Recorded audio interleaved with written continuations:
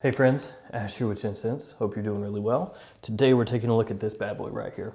Ormonde Jayne Montabaco Verano. That's a pretty good looking bottle. This fragrance was sent to me for review by twistedlily.com, so shout out to them. And if you ever use Twisted Lily to buy a niche fragrance, use code GENTS10, save yourself 10% off. Of course, the fact that this was sent to me has no effect on the review. I'm gonna tell you exactly what I think about it, good or bad. And in case you're unaware of twistedlily.com, I've got a link in the description to their website. They sell authentic niche fragrances of the highest caliber. They are a really legit website though, even with me goofing around and stuff. They're top notch. As always, we're gonna take a look at the presentation.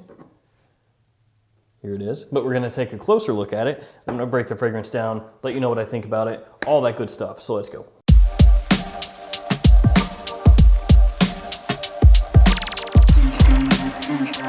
Let's start this video off, like always, by taking a look at the presentation. So the box is gonna come not like this, it's gonna come like this. So it has a sleeve over the front. You've got the name of the house, the name of the fragrance, and then you've got the size all right here on the front. You'll notice that this one, Montabaco Verano, is a limited edition. It says so right there on the front. Then on the back, you've got your ingredient information. Again, the name of the fragrance, name of the fragrance house. And then on the bottom here, you've got your badge code 130720. The slip cover comes off like so. And once again, you are presented with the name of the house, Ormonde Jayne London. Opens up like so. It is sealed with a magnet. So there you go, little magnetic seal. Ormonde Jayne, once again, on the inside. And then the bottle sits inside this little cardboard cutout. Maybe you'd like to see, instead of this cardboard cutout, like a little foam in here or a kind of a satin bed for the bottle to lay down inside of, but you don't get one, deal with it. And then here's the bottle. This one has a really nice blue gradient from a darker blue down to a lighter blue at the bottom. Again, name of the house, name of the fragrance right there on the front. Has your standard Ormonde Jayne cap. They do click into place. As you can see right there, a really satisfying click. Let's hear that again. Ooh, not bad. Then on the bottom, got a sticker, your batch code. And I'll go ahead and waste a couple sprays for you guys, like always. There we go, kind of 1.5 sprays. Maybe you can make that out, but I've put a decent dent into this bottle actually, and I believe these only come in this size, 50 milliliters. So from Twisted Lily, this one is gonna run you $190 for this size bottle, 50 milliliters. So obviously, not the cheapest fragrance around, but also not ultra expensive as far as high-end niche goes. Now, let's finally talk about the smell here. The opening of Montabaco Verano for me is awesome. I love the opening of this scent. It is so just effervescent. It sparkles, it has this real airiness to it. It just jumps off my skin. This one has orange, bergamot, and grapefruit. So you get this great citrus combination, really jumps and pops and sparkles off your skin. It has this really bright effervescence to it and a good amount of sweetness as well. You've also got a little bit of juniper in there in the opening, gives a little more depth to that citrus combination. You do get a little touch, a little bit of sweet spice that works in with the citrus, but more so what it's gonna be about, what it's gonna be focused on is that really sort of airy, brisk opening with really nice sweet citrus. As it dries down, you get some floral aspects that come out. So there's rose in here, there's magnolia, which is a note that you don't see super often, but there's a little bit of that in the mid as it dries down. Really though, what this focuses on, once you hit the base of the fragrance, is a really solid dose of woody aroma chemicals. So there is a good amount, a really good solid amount of cashmeran and isoe super in the base of the fragrance. And it is really prominent as it dries down. So if you don't like those type of notes, then this one, as it heads into the dry down, may not be for you, because there's a bunch. you can't avoid it. There's also tobacco leaf in here, but I don't really get too much of that.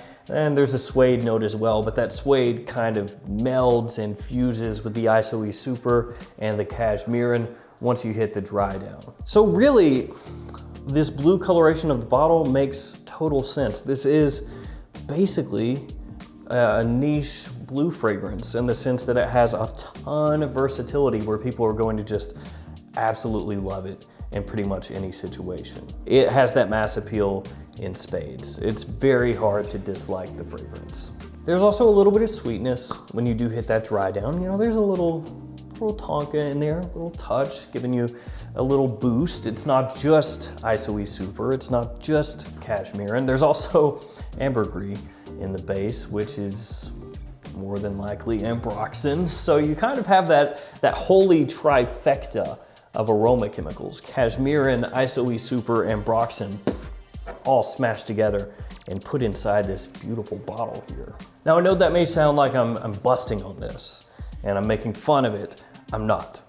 This fragrance smells awesome. I love the way that this smells.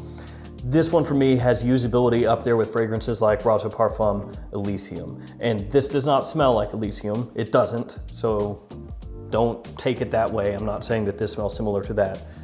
It does not, period. But it has that versatility. It has that usability where people are going to love it. You can wear this during the day, you can wear this during the night. I do think it leans more toward daytime use, especially because of that opening, where it has this very uplifting opening. I think it's more well suited for daytime use. And while I do think that you can use this pretty much year round, it is going to be better suited in spring and summer. And again, that's really just owing to that opening and the fact that it has more of that fresh, modern woodiness kind of vibe as it dries down, as opposed to going with something with more resins and vanilla and things like that, where you might think of it more as a fall and wintertime fragrance. So that's why I say it's more spring and summer, but realistically, you can use it year round. And in terms of performance, which you could probably guess based on the fact that it does have Cashmerean, ambroxan, ISOE Super, and good amounts of it, it's really good. Yeah, this is an above average performer, surprise of the century. In terms of longevity, 8+ hours off my skin, so it should last you through the day or through the night, whenever you choose to wear it. And in terms of projection, above average as well. Actually, quite a bit above average for me, especially in the first hour and a half or so. So performance-wise, you have nothing to worry about. Here, you're getting your money's worth, which you would expect with that note breakdown. Yeah, this is just super appealing when you smell it from the atomizer. Yeah, this is great. This fragrance, for sure, is going to be making a nice click, making my summer rotation. So I'm gonna be busting this one out as it heats up. Some people may not appreciate this as much if they are kind of sick of the whole blue fragrance trend of mass appealing fragrances that are super easy to wear and very versatile.